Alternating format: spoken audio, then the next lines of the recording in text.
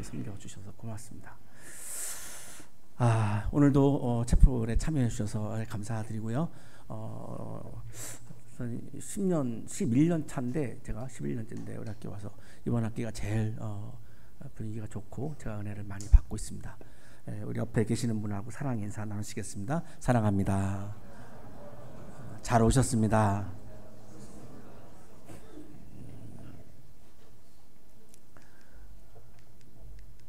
이거 테스트를 안 했더니 안 넘어가네. 18세기 프랑스는 신분 사회였죠. 그래서 1신분은 이제 성직자하고 우리 2신분이 귀족이고 3신분이 이제 평민입니다. 근데 이제 이 귀족하고 성직자들이 이제 면세라고 하는 굉장히 특권을 이제 누립니다. 그러니까 농민들은 굉장히 세금을 많이 내니까 삶이 굉장히 어렵죠. 게다가 이 프랑스가 안 넘어가는데 이 국가 재정이 아주 바닥이 났는데 베르사유 궁전을 건설했고 지금 보시지만 굉장히 크잖아요, 저 궁궐이. 그리고 전쟁을 많이 했죠. 전쟁 많이 하니까 세금을 많이 거둘 수밖에 없잖아요. 그리고 식민지 경쟁을 했잖아요. 이 프랑스가 굉장히 우리 아시아에도 와서 이렇게 식민지 삼고 해서 그러다 보니까 국가 재정이 자꾸 이제 고갈되니까 이제 왕인 루이 16세가 세금을 부과하기 위해서 이 3부회를 소집하는데 이 3부회가 이제 성직자, 귀족, 평민으로 이루어져 있는 이제 회의체예요. 그래서 이제 귀족과 성직자들도 세금을 내라 이렇게 얘기하니까 이제 성직자들하고 귀족들이 반발합니다. 못 내겠다. 그 특권 의식이 있는 거예요, 이 사람들이. 여러분 엘리트인데 나중에 이 특권 의식 가지시면 안 됩니다. 그게 여러분의 삶을 망가뜨립니다. 그러니까 이 평민들이 화가 나죠. 자기들은 계속해서 세금을 냈는데 이 두 계급은 세금을 안 내겠다고 버티니 결국은 또 평민들에게 그게 돌아오죠. 그래서 이 국민의회를 결성합니다. 국민의회를 결성해가지고 이제 대처를 한 거죠. 국민의회를 열어서 귀족과 정직자들도 세금을 내라. 그랬더니 이제 루이 16세가 이제 군대를 동원합니다. 군대를 동원해가지고 이제 국민의회를 해산시키는 거죠. 이때 이제 자극을 받은 시민들이 이제 시민혁명이 일어난 겁니다. 굉장히 중요한 사건이죠. 우리 세계사에서 굉장히 중요한 사건이에요. 1789년 7월 14일 날 파리 시민들이 마스티유 감옥을 습격해가지고 죄서들을 풀어주고 이제 군대와 전투를 벌입니다. 뭐 이제 무기고를 탈취해가지고 이제 무기를 탈취해가지고 뭐 전국적으로 이게 이제 번져 나가니까 이 군대가 뭐 감당하기 어렵죠. 막 모든 시민들이 이렇게 합세하니까 뭐 이거 견디기 어려운 거죠. 그래서 막 전국으로 이 시민혁명의 불길이 이제 퍼져 나갑니다.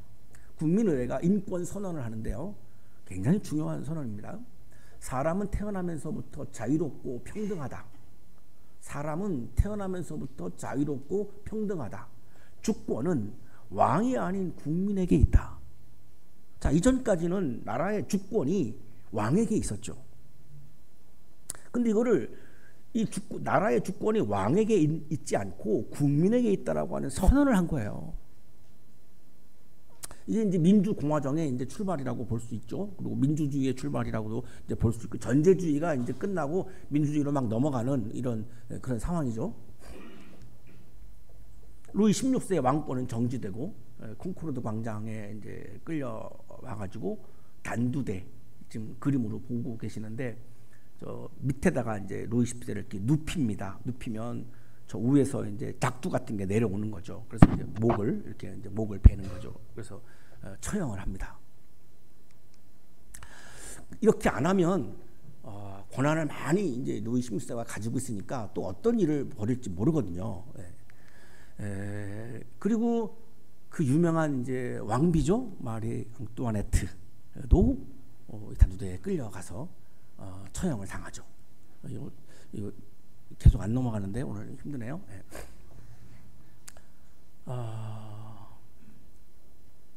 프랑스 시민혁명으로 이제 왕정은 폐지가 되고 이제 공화정을 이제 탄생시켜서 이제 민주공화국이 이제 출발을 했습니다. 자, 그런데 우리나라는 어떨까요? 조선시대까지 왕정이었죠. 지금 보시는 저 사진이 고종 황제의 사진입니다. 그림이 아니고 사진이에요. 그러니까 조선시대까지는 왕이 나라의 주인이었습니다. 그러면 백성은 뭐죠? 왕의 종입니다. 모든 백성은 다 왕의 종이에요.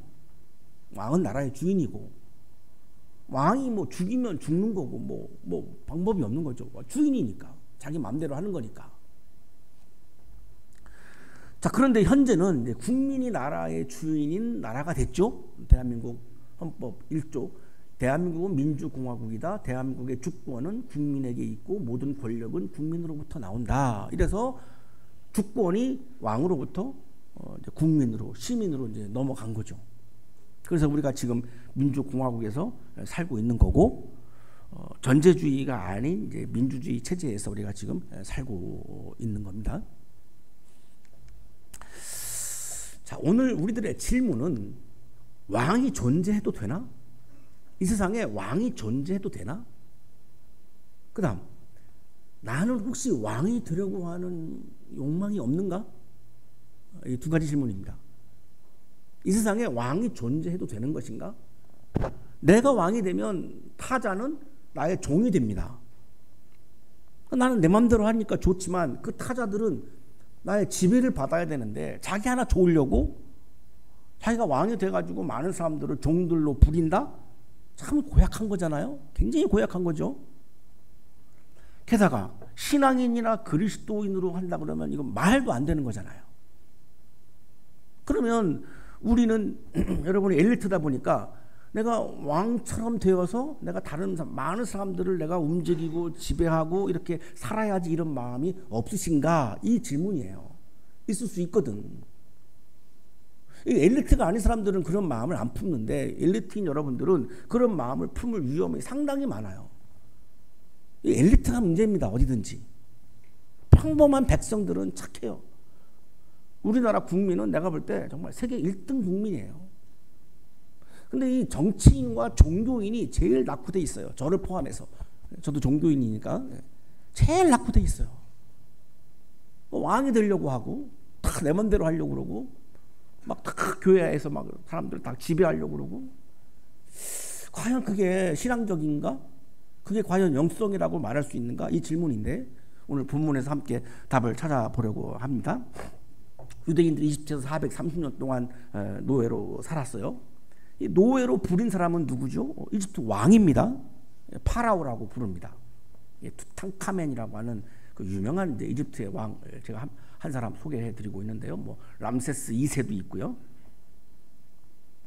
이 이집트의 왕이 유대인 한 200만 명을 노예로 부린 겁니다.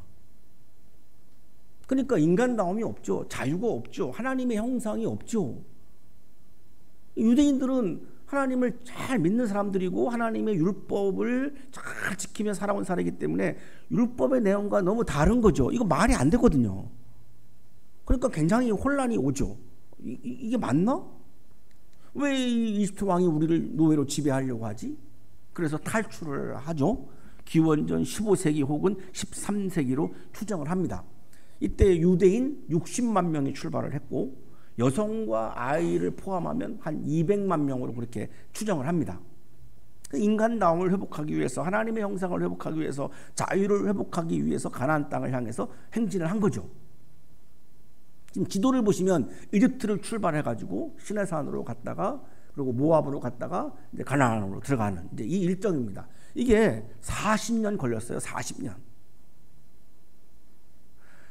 제가 여기 차를 타고 가봤는데 그냥 한나절이면 그냥 가거든요. 굉장히 가깝습니다. 멀지 않습니다. 그냥 차 타고 가면 그냥 한나절이면 다 가요. 근데 이거를 이 사람들이 40년간 이걸 걸어갔어요. 40년 동안. 얼마나 뭐 힘들었을까요? 정말로. 새로운 나라를 세우려니까 새로운 법이 필요하잖아요. 이 새로운 나라에서 새로운 법이 뭐냐면 신에서 받은 십계명입니다. 이 십계명이 새로운 나라의 법이에요. 이제 이집트에 있었던 법은 노예법이고 자유인으로 살아가는 하나님의 형상을 회복해서 살아가는 이 새로운 법이 바로 십계명이에요. 그 살인하지 말라, 간음하지 말라, 이웃의 것을 탐내지 말아라, 막 이렇게 하잖아요. 왜? 이집트에서는 이집트 군인이 수틀리면 그냥 때리고 뺏어가고 이렇게 한 거거든요. 그런데 어떻게 새로운 나라가 세워질 수 있겠습니까? 그래서 새로운 나라의 법이 십계명입니다.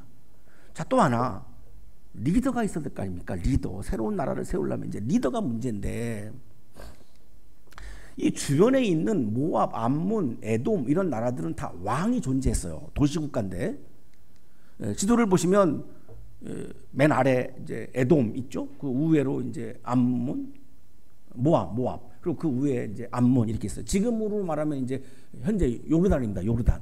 며칠 전에 우리하고 축구한 그 요르단입니다. 괜히 봤어요. 비겼어요.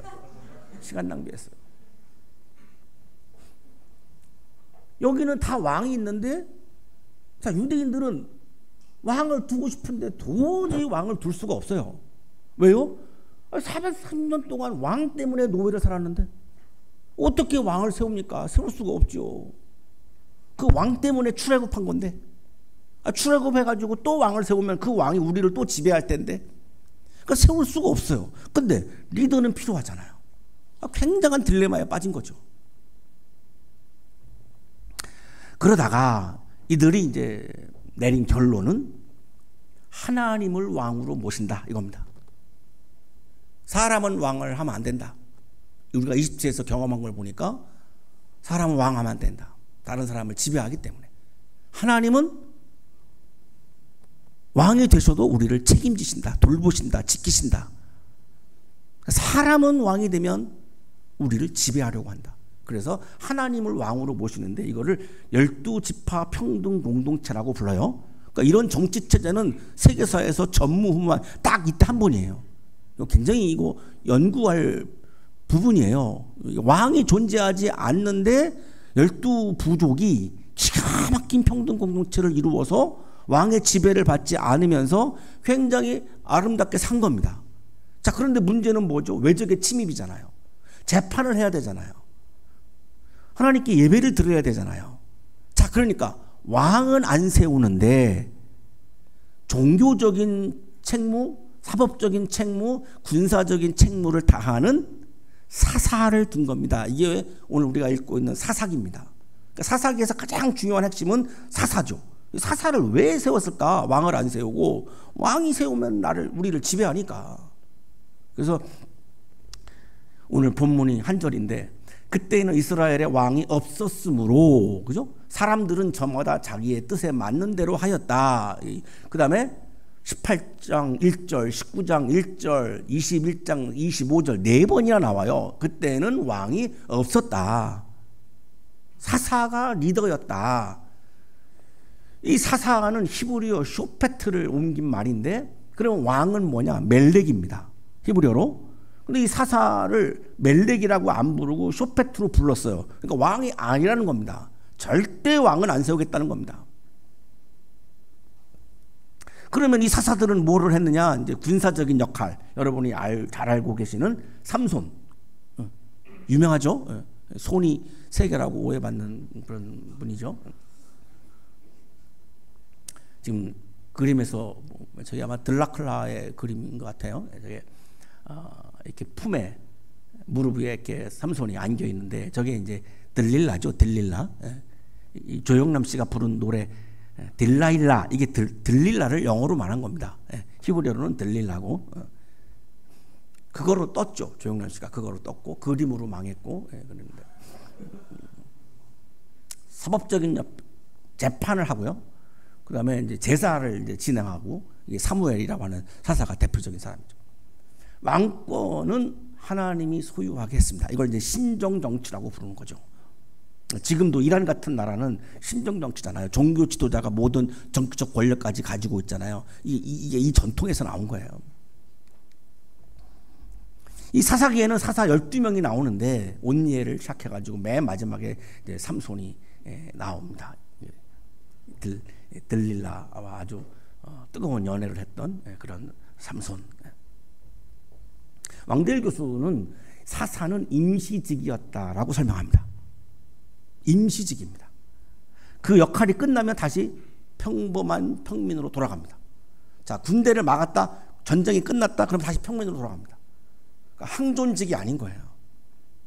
왜냐하면 그렇게 하면은 자꾸 권력이 거기에 집중되니까 그럼 또 타락하거든요. 권력이란 타락하게 돼 있거든요. 그러니까 그걸 견제하는 거죠.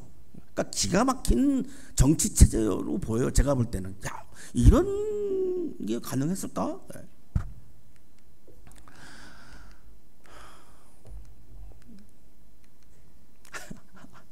오늘 왜 그러죠? 네, 하나님을 왕으로 모셨기 때문에 사사 기드온이 나는 백성들을 다스리지 않는다 이렇게 말해요. 나는 백성들을 다스리지 않는다. 내가 왕이 아니니까. 기드온이라고 이름을 여러분 들고 있을 텐데, 나는 여러분을 다스리지 않을 것입니다. 나의 아들도 여러분을 다스리지 않을 것입니다. 오직 주님께서 여러분을 다스리실 것입니다. 주님만이 왕입니다. 이거예요. 그러니까 신정 정치죠. 사람은 왕을 할 수 없습니다. 이거거든요. 그래서 나도 사사이지만 난 여러분들을 지배할 마음이 없습니다. 다스릴 마음이 없습니다. 그건 내가 해야 할 일이 아닙니다. 그러니까 이 사사시대의 이스라엘의 나라의 중심은 정치력이 아니고 하나님을 왕으로 모시는 영성이었던 거예요. 하나님을 왕으로 모시는 게 영성입니다. 그게 신앙입니다. 근데 교회에서 제가 담임 목사라고 내가 왕처럼 왕 노릇하면 이거 비신앙적인 거잖아요. 그럼 하나님은 어디 있으라고요? 하나님을 왕으로 모셔야 되는데 내가 왕이 되어버리면 하나님이 계실 데가 없거든요. 자, 그거야말로 얼마나 비신앙적인 겁니까? 이게 지금 비일비재한 거죠. 지금 하나님을 왕으로 모시는 게 영성인데 내가 왕을 하면 어떻게 합니까? 왕을 하면 안 되죠. 절제해야죠. 지금 보시는 사진이 제가 어릴 때 시내버스를 타면 그 기사님 위에 반드시 있었던 사진이에요. 그리고 저 위에 뭐라고 써있냐면 오늘도 무사히 이렇게 써 있어요. 그때 다 저 사진을 우리가 보면서 자랐습니다. 유대인들이 이제 사사 사무엘에게 왕을 요구해요. 우리도 왕을 주십시오. 그러니까 신정정치 체제를 왕정정치 체제로 바꾸겠다는 거죠. 자, 그러면 하나님은 반응이 어땠을까요? 자, 여기서 우리들의 선입견이 다 무너집니다. 자, 하나님은 그러면 왕정을 요구하는 유대인들의 이 요구에 대해서 어떻게 생각하셨을까요? 백성이 너에게 한 말을 다 들어주어라.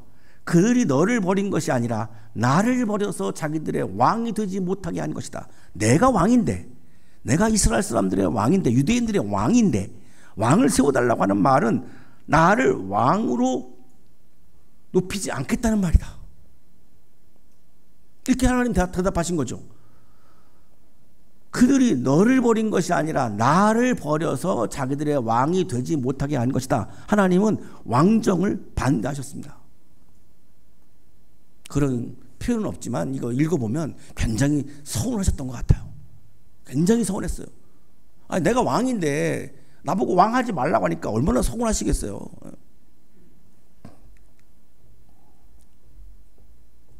자, 하나님은 유대인들이 왕을 세우는 것을 하나님을 버리는 거라고 말씀했는데 유대인들은 고집을 피우면서 왕정을 시작합니다. 그 일대 왕이 사울이에요. 저 그림 인상을 보시면 굉장히 해피하지 않죠? 그러니까 왕하지 마세요. 왕하면 불행해져요. 좋을 것 같죠? 아니에요. 저 인상 봐요, 인상. 이 사람이 사무엘의 제사권을 빼앗아요. 제사는 제사장만이 할 수 있는 건데 왕이니까 다 내 맘대로 해도 돼, 이런 의식이 있는 거죠. 그래서 제사권을 빼앗아요. 이게 왕이에요. 그래서 인간은 왕을 하면 안 된다는 거예요. 왜? 끝이 없어요. 내가 왕이 되면 내 욕망이 끝이 없습니다. 다 내 맘대로 하려고 합니다. 법이고 뭐고 다 소용없어요. 그냥 내가 법이야. 이대 왕이 다윗인데 여러분 잘 알고 있는 사건이죠. 부하 장군 우리아가 있었는데 이 우리아의 부인이 목욕을 합니다. 이 화가가 날다니라고 하는 그 이탈리아 화가가 그린 그림인데 저 위에 보세요. 이 화가가 재밌습니다. 저 지금 저 위에 보면 다윗이 몰래 훔쳐보고 있어요. 이 누구냐면 밧세바죠. 밧세바는 자기 부하 장군의 부인입니다. 목욕하는 장면이 너무나 아름다웠어요. 그래서 어떻게 합니까? 전쟁터에 우리아 장군을 보내가지고 치열한 전투에 보내가지고 모든 군사를 다 빼내요. 우리아만 남게 하고. 그래서 우리아가 그 전투에서 죽어요. 마음 편안하게 우리아 부인을 자기가 가로채겠다는 거죠. 이게 왕의 속성입니다. 이게 왕이에요. 역적행위죠. 전투에서 지게 한 거잖아요. 지금 역적행위입니다. 3대 왕이 솔로몬인데 형 아도니아를 죽이고 왕권을 차지합니다. 이게 왕이에요.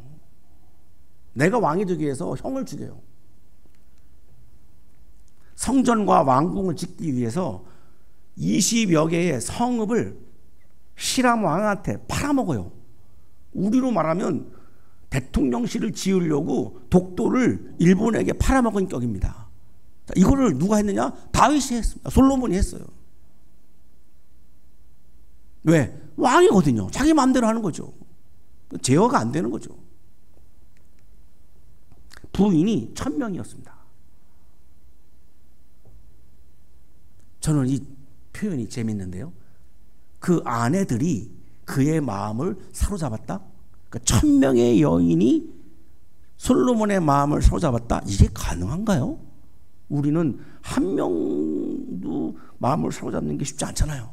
그래서 연애가 잘 안 되는 거잖아요. 한 명이라도 내 마음을 사로잡는 이성이 있으면 연애를 하는 건데 한 명도 어려운데 솔로몬은 1000명의 여인이 자기의 마음을 사로잡았다는 거예요. 대단하지 않습니까? 그러니 부인이 1000명인데 애들은 몇 명이겠습니까? 그럼 이거 다 누가 먹입니까? 국민들이 세금 내서 먹이는 거죠. 이거 어떻게 다 감당합니까? 그래서 행정 개편을 해요. 12개로. 한 달씩 요즘으로 말하면 한 도가 왕궁의 식량을 다 책임지는 거예요. 그래서 12개로 행정 개편까지 합니다. 솔로몬이. 이게 왕이에요. 결국 솔로몬 때 북왕국 남왕국으로 이제 분열되고요.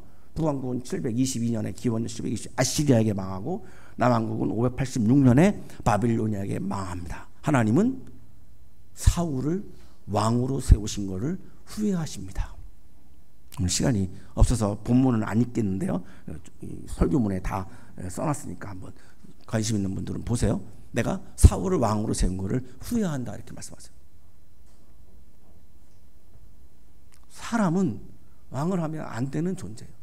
결국은 신이 되려고 합니다. 그래서 유발 하라리가 사피엔스의 마지막 결론에서 신이 된 동물 이렇게 말하죠. 우리 인간은 신이 된 동물이라고.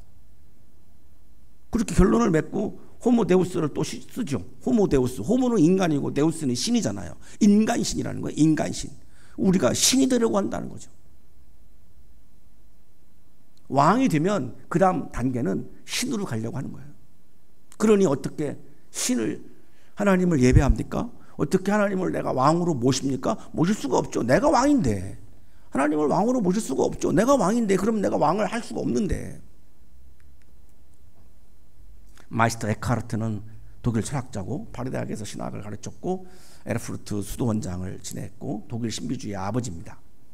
이분은 영성 신학자인데 영성은 하나님께 순종하는 것이다 이렇게 말합니다. 순종은 결코 염려하지 않는다. 하나님을 왕으로 모시면 내가 염려하지 않는다. 왜? 하나님은 나를 지배하려고 하지 않기 때문에, 사랑하시기 때문에. 사람을 왕으로 모시면 나는 염려 속에서 살 수밖에 없다. 왜? 사람은 나를 지배하려고 하니까. 그리고 배신하니까.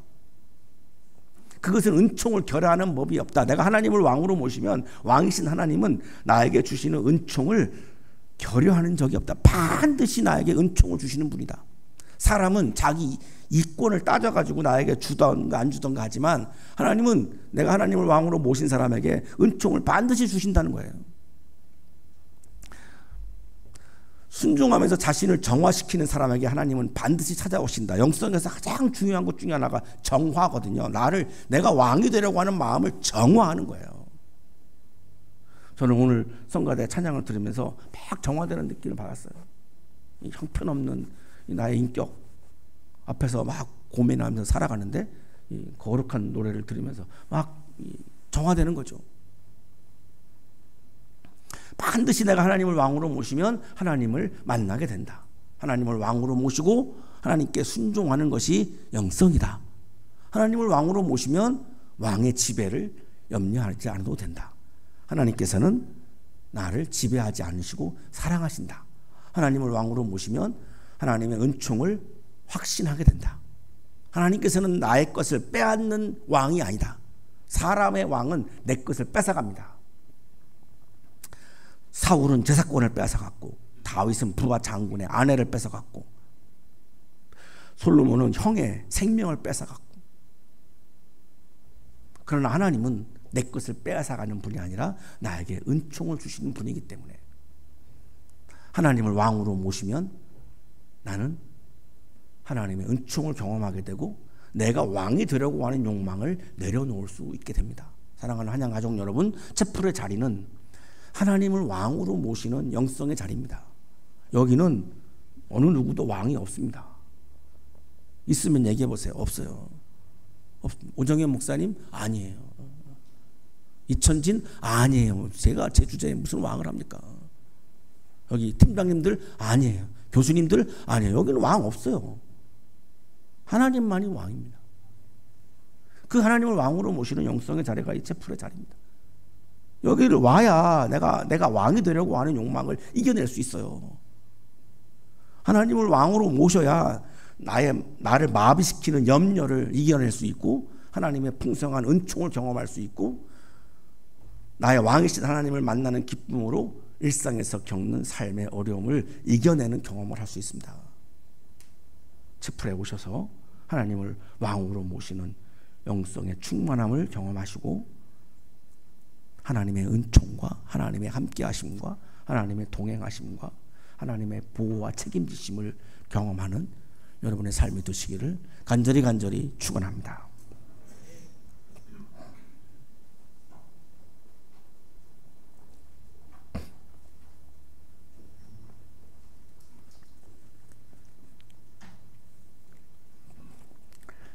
거룩하신 하나님, 우리가 하나님을 예배하지만 나도 모르는 사이에 내가 왕이 되려고 하는 마음도 있음을 고백합니다.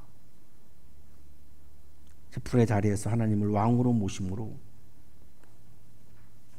왕이 되려고 하는 마음을 내려놓고 오로지 하나님만을 왕으로 찬양하고 모시고 섬기고 예배하는 우리 예배자들이 되게 해 주옵소서. 예수 그리스도의 이름으로 기도하옵나이다. 아멘.